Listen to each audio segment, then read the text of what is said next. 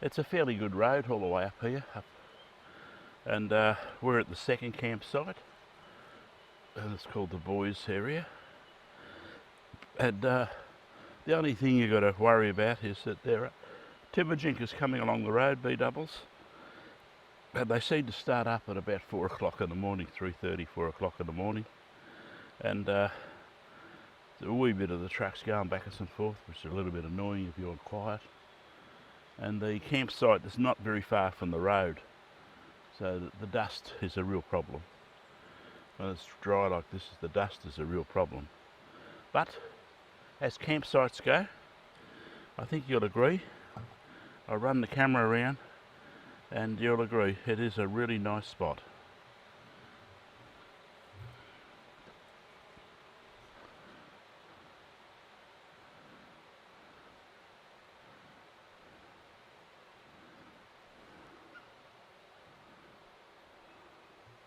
And as you can see, that's normal with me. It's a pretty basic camp. Bring me swag. Put the verandas up. Got the HF radio hanging out the back of the car to talk to Reg this morning. And it's fairly basic camping. I don't sort of do much. The disappointing thing I found is my new phone won't work here, which is a little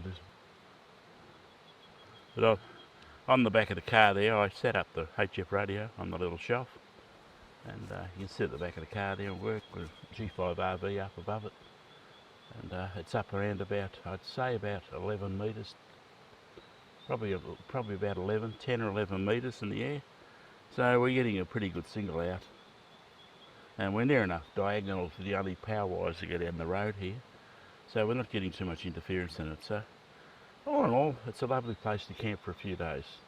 There's a toilet block just down the back here if you walk down there. And so, would I recommend the place? Yes, I would. I wouldn't recommend the place in a long weekend or a popular camping weekend. I think the joint will be overrun with people. But apart from that, the people that are here way down the other end here, there's a couple of groups here. They're quite lovely. We don't have any trouble with them. It's been quite pleasant. They've not caused any trouble whatsoever. There's been no drinking parties and all that sort of stuff. It's quite common in these camping areas, the public camping areas. So no, in either.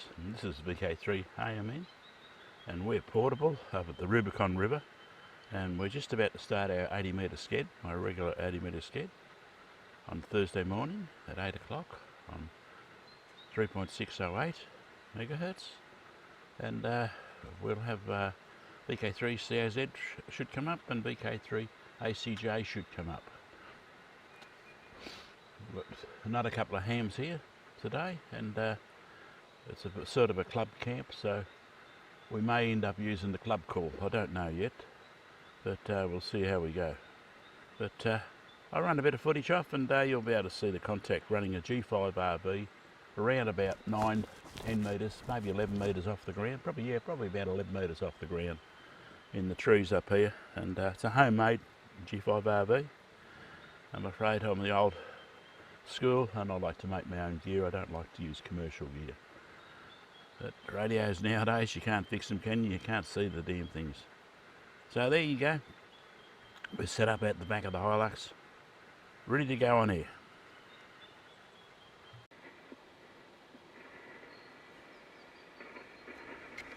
And VK3 AMN is listening. So is VK3 CAZ. Good morning, Jim. How's you be?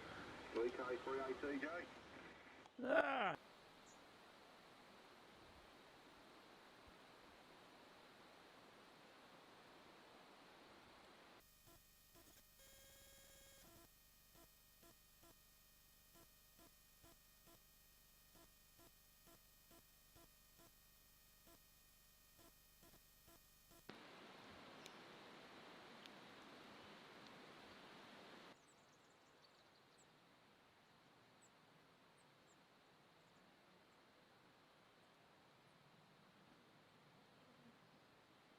I'm over on the Rubicon River, and someone has to do it, you know, go out and test these campsites and see if they're worthwhile coming to. And It is a beautiful camp area here. We're in the boys' camp area, and I'd say it gets pretty well heavily used, this area. It's about 60 years since I've been in here, and there's little regulated camping areas and all that, which is something I don't normally go for. But on the whole, walking around the campsite here, there's no rubbish, no idiots putting stuff in the fire to burn, and quite frankly, it's quite good in comparison to some campsites I've seen. It's quite good. So full points to the people that have been coming to this site, and you idiots that don't know how to camp properly without making a mess, disregard this video. You don't want to come here. That's it. That's for Jim signing out now on the Rubicon River.